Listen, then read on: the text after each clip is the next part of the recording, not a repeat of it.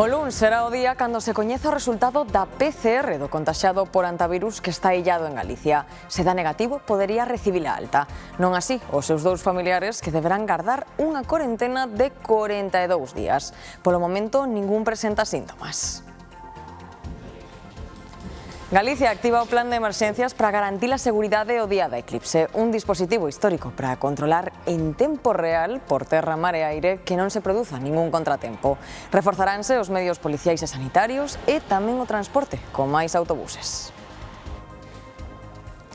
Hai un instrumento imprescindible en prácticamente calquera xénero musical. Falámoslles da guitarra, en todas as súas versións.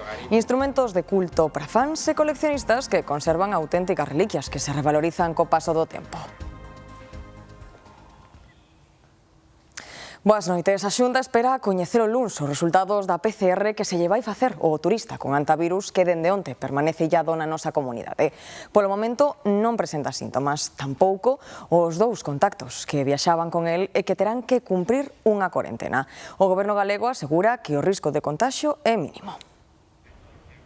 Un turista franco-arxentino acudiu o pasado 23 de xullo a un hospital francés con síntomas do que parecía unha gripe. Presentaba unha clínica bastante anodina, inespecífica, e ali por protocolo, polo antecedente de que viñan da Argentina, fixeron a proba e nin siquiera ingresou, foi dado de alta. Aquela proba deu positivo por antivirus. Soubose onte cando o turista levaba xa 3 días en Galicia con dous familiares.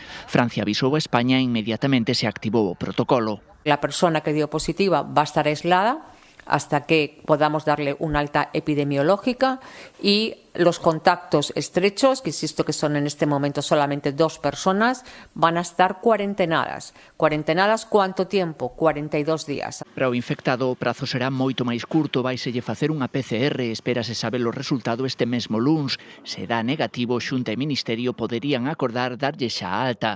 En calquera caso, ningún dos tres presenta agora síntomas, o que fai aínda máis remota a posibilidade de contaxio. A carga viral é moi baixa, por tanto, o risco de transmisión é mínimo ou prácticamente inexistente. Os tres permanecen illados nun domicilio de algún lugar de Galicia que non se fixo público por confidencialidade. A Xunta e os axentes sociais asinaron un acordo para mellorar a saúde laboral e reducir o absentismo en Galicia. O plan incide na prevención para evitar as baixas laborais e aumenta os recursos para facilitar a reincorporación ao traballo. O acordo asinado pola Xunta, a Confederación de Empresarios e o sindicato UGT recolle 37 medidas para intentar reducir o número de baixas en Galicia.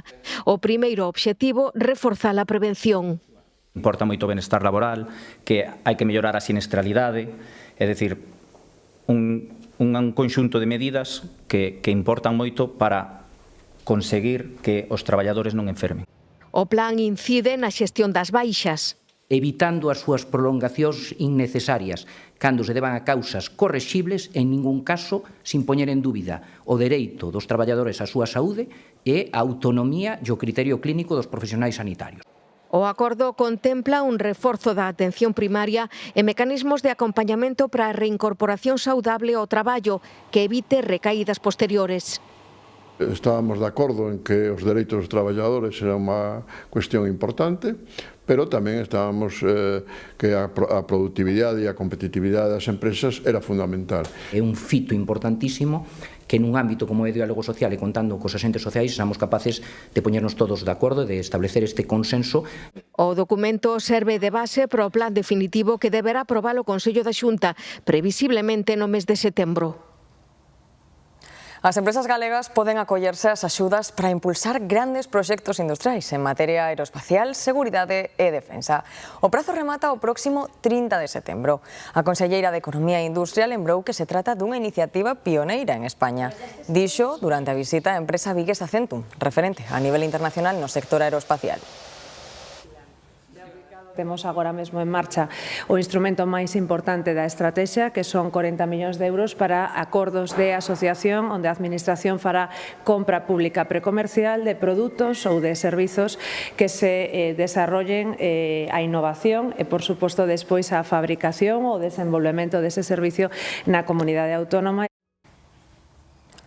O naval galego pon rumbo ao Ártico. Industrias Ferri fabricará unha das pezas máis importantes destes megabuques da Garda Costeira dos Estados Unidos.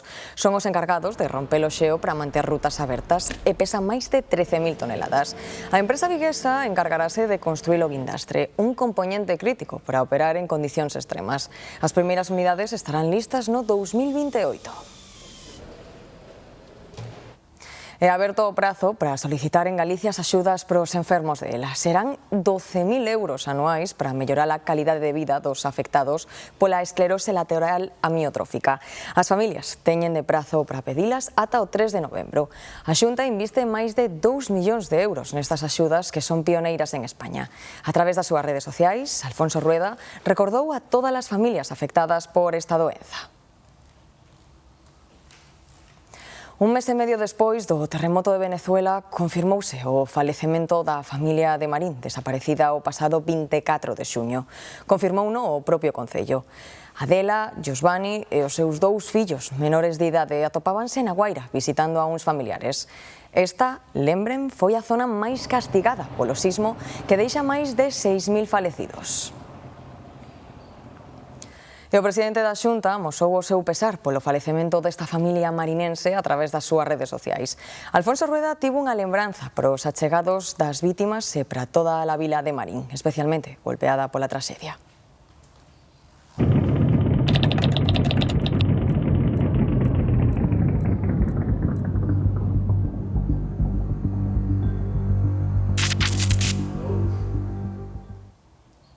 A Xunta activa o Plan Territorial de Emerxencias pola eclipse da próxima semana. É un dispositivo especial para coordinar a seguridade, evitar contratempos e garantir que todo discorra con total tranquilidade. Todos os medios que existen estarán activados, estarán en unha situación de prealerta. Galicia blíndase por terra, mar e aire para evitar sustos o día da eclipse. Creo que temos que mandar unha mensaxe, sobre todo, de confianza. Fixemos o traballo, vimos traballando en isto e, polo tanto, vamos a ser capaces de afrontar este feito histórico, é dicir, con absoluta seguridade. O 112, o 061 e o persoal das urxencias sanitarias estarán en alerta. Todos os hospitais, as urxencias reforzadas no seu momento, os puntos, os PAC, tamén sabendo que o día do eclipse, en ese momento as 8 non, pero a continuación sempre se poden producir algún problema na visión. Policías, axentes de tráfico, gardacostas e mesmo o persoal das cabinas de peaxe traballarán a pleno rendemento para evitar sustos e retencións nas estradas. O transporte público tamén move fichas, reforzanse liñas de autobús, especialmente na provincia de Lugo con dirección a Mariña. Pero moita atención, será baixo reserva previa. As autoridades piden cumprir as normas. Hai 29 zonas vermellas. No mapa están marcados 17 puntos prohibidos na provincia de Lugo, destacando os miradoiros da Ribeira Sacra, 8 na Coruña, onde queda blindada a contorna da Torre de Hércules, 3 en Pontevedra e 1 en Ourense. A mensaxe das administracións é unánime, moita prudencia e, sobre todo, aplicar o sentidiño galego. Por favor, non miramos o eclipse sin unhas gafas homologadas. Para que a xornada sexa unha festa e non unha emerxencia. E unha das preguntas que nos facemos é como reaccionarán os animais ante os cambios ambientais que se darán durante o fenómeno. Falamos cun biólogo que nos apunta algunha resposta. Todos os seres que habitan a Terra van estar baixo os cambios ambientais que provocará a eclipse. A dúbida é como afectará a cada un. Algúns animais poden entender que se fixo de noite, como pode ser os paxaros, que poden deixar de piar ou volver a piar cando se faga de día, entre comiñas, non? Hai quen se pregunta polo nivel de protección que poden requirir tamén os animais. O can non vai mirar o sol. Xa non o fai de acotío, non o vai a facer tampouco o día do eclipse. Algúns estudos falan de animais que poden ter tendencia a agruparse durante o fenómeno. Outros sinalan unha posible desorientación das abellas. Será interesante ver se, por exemplo, as galiñas correrán para dentro. Se algunha está moi adestrada a meterse dentro cando é de noite, pode ser que sí. Verase se reaccionan con asombro, confusión ou indiferenza. Algún animal que píe ou que faga cri-cri ou can que ou ve, pero non vai ser un cambio drástico nas súas vidas. Non o vai lembrar, digamos. Igual que a nós, a maioría dos animais tampouco viviron nunca unha eclipse total de sol. E para ver a eclipse non se pode arriscar. É moi importante ter unhas lentes homologadas. A demanda deste produto está disparada e son moitas as empresas e administracións que as están repartindo. Unha delas é a ONCE, que vai distribuir preto de 2 millóns de lentes entre os seus máis de 23.000 vendedores. Cada un recibiu entre 60 e 100 lentes para repartir entre os clientes. Estas lentes comercialízanse dende €1 en ópticas, farmacias e outras tendas. Esta peza de roupa que están a ver é unha edición especial de Zara para Eclipse, unha cita histórica na comunidade coa que a marca galega tamén quere deixar o seu selo. Un deseño exclusivo da ilustradora arxentina Agustina Schön e que xa está á venda. A campaña Unha eclipse de altura con Fernando Romai está a dar conta do esforzo que fai esta casa por ser a mellor xanela para contemplar o fenómeno. Durante todo o mércores ofreceremosles unha programación especial, pero xa iremos quentando motores días antes, porque xa saben, a eclipse mellora galega. Sendo como é unha campaña de altura, merece unha repercusión de altura.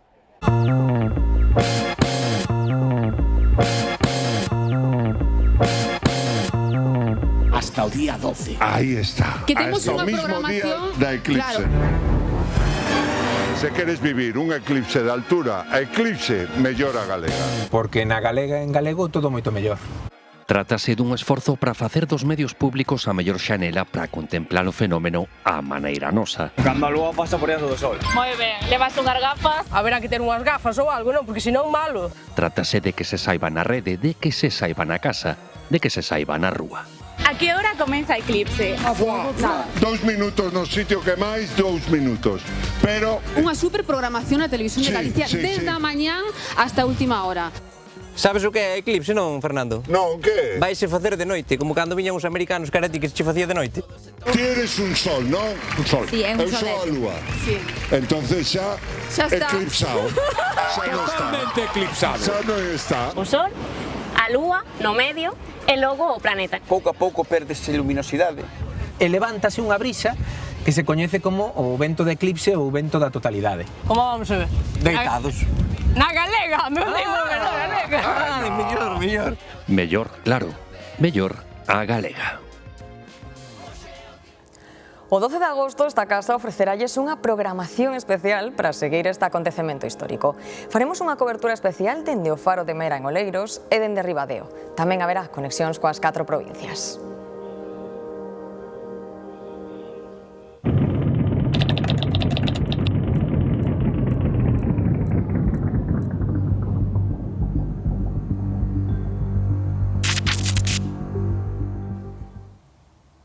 Centos de lucenses encheron hoxe o Círculo das Artes para recoñecer a Fernando Ónega como fillo adoptivo da cidade a título póstumo.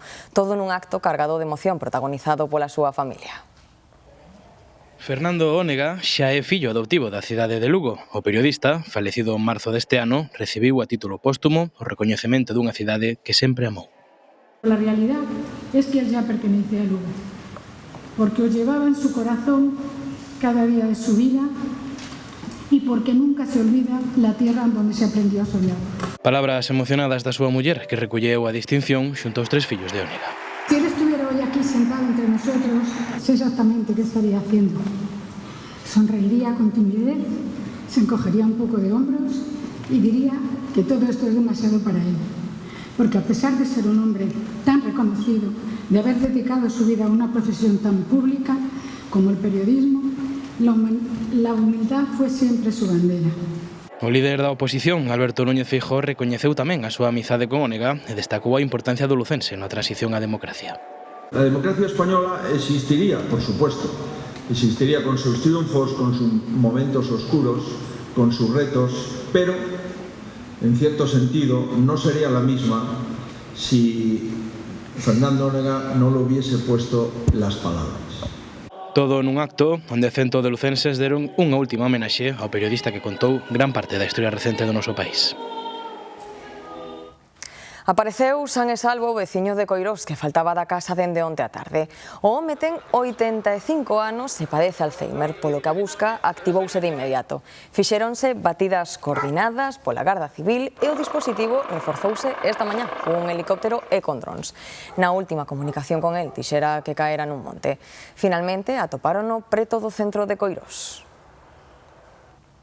Europol inclúe a falsa médica coruñesa Andrea Sánchez Antelo na súa lista dos delincuentes máis buscados. Sobre ela pesa unha orde xudicial de busca, captura e ingreso inmediato en prisión. Patricia Vilar.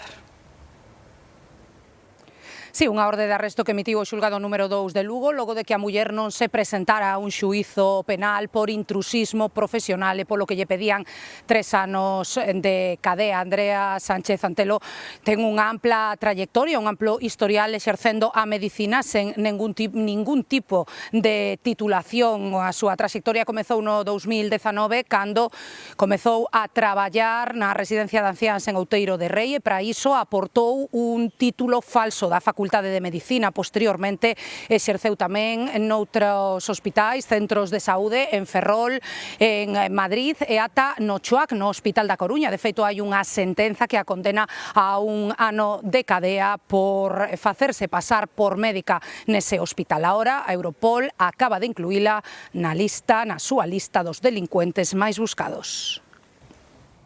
Grazas, Patricia. Esta tarde ingresou en prisión o detido polo atropelo mortal de Bertamiráns, preto de Santiago. Está acusado dun delito de homicidio despois de que levase por diante co seu coche a un home de forma intencionada.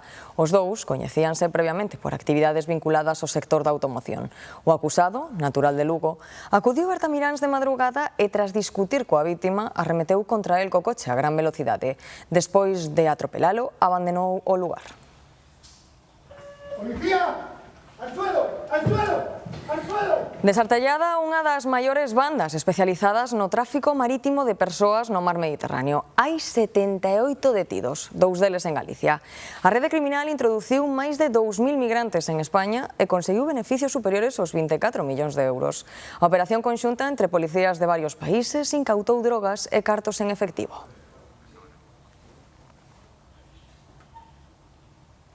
Gozar da praia sen barreiras é cada vez máis real, aínda que algúns servizos seguen pasando desapercibidos.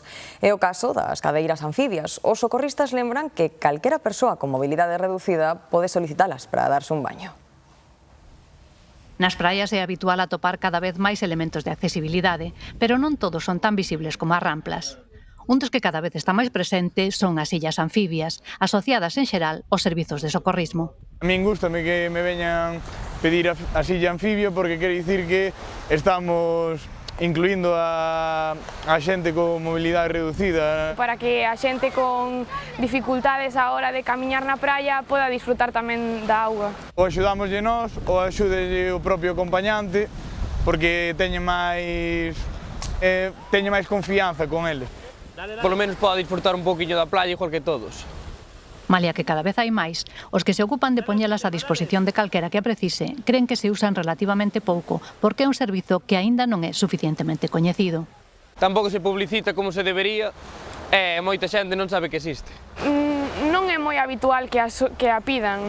Os socorristas animan a que calquera que o precise se informe tanto nas oficinas de turismo como directamente nos seus postos de garda e se animen a disfrutar plenamente da praia.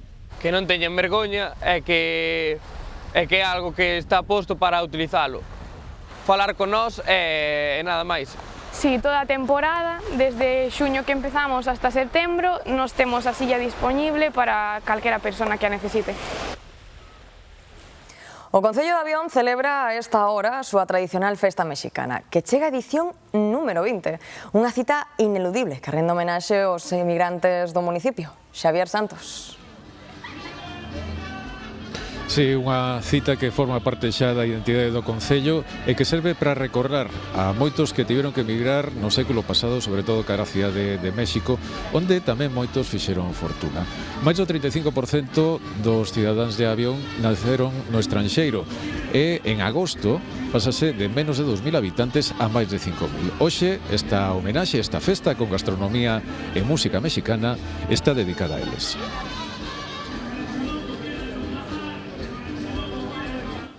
Grazas, Xavier. E se lles falamos de estilos musicais como blues, rock, metal ou flamenco, seguro que xo relacionan cun instrumento en particular. Falamos da guitarra, quizáis un instrumento de culto. Algunhas son auténticas reliquias que se revalorizan co paso do tempo. José Cerdeira é deses namorados da guitarra. Xa van varias as que compro e son para coleccionar, sí. Eu son aficionado, non son músico profesional. E como a él, moitas persoas fan deste instrumento elementos de culto e colección. La guitarra puede ser el instrumento más deseado y cuando una persona se compra una guitarra ya está pensando en la siguiente. A guitarra española electrifícase en 1936 e a partir de aí nacen centos e centos de modelos. Y una guitarra muy importante en la historia de la guitarra es la Ibanez con el mástil Prestige. Es un mástil que a día de hoy prácticamente no se ha superado. Tamén as tendas conseguiron especializarse ata converterse en auténticos museos. Unha steel guitar, que é unha guitarra que se toca con unha barra de slide, que é de Gibson do ano 1940. Unha Gibson firmada por os Status Quo, a banda ao completo, non falta ningún. Moi especial. Hai guitarras para todos os petos, dende os 200 euros para os principiantes ata os 20.000 para os coleccionistas.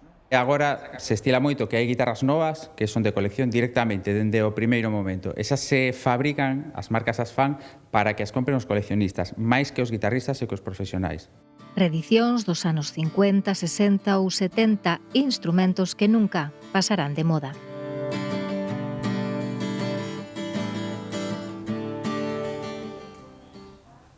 As árbores de sombra están a confirmarse como unha das opcións preferidas a hora de baixar a temperatura durante o verán. Nos viveiros non paran de vendelas.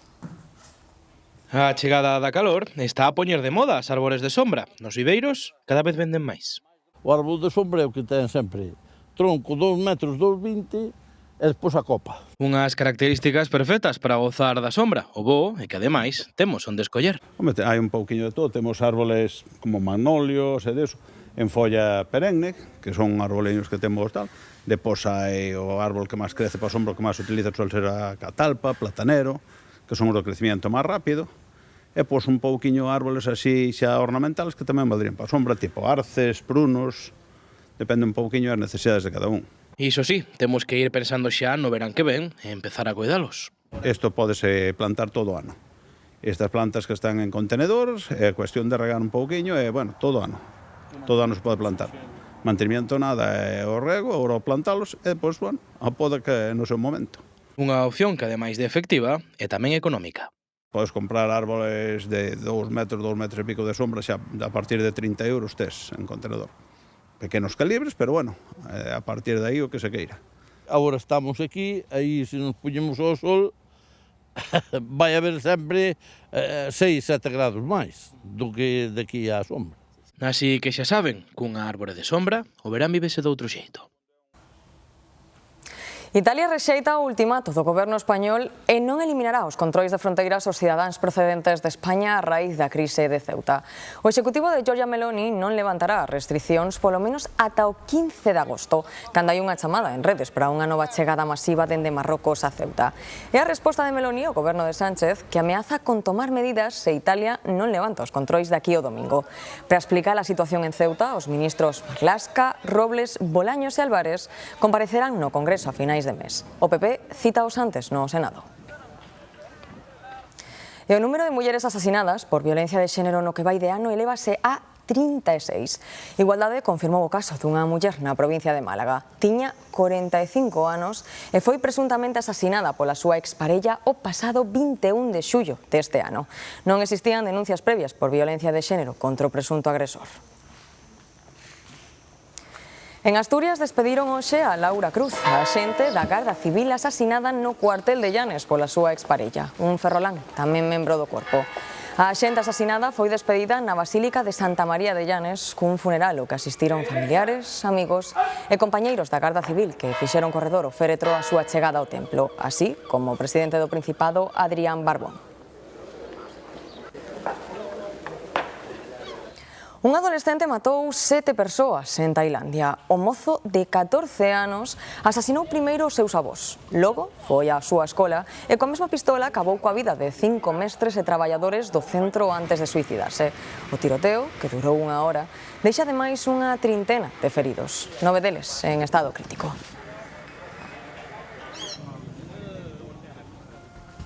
Ben, grazas por acompañarnos un día máis. Que pasen unha boa fin de semana.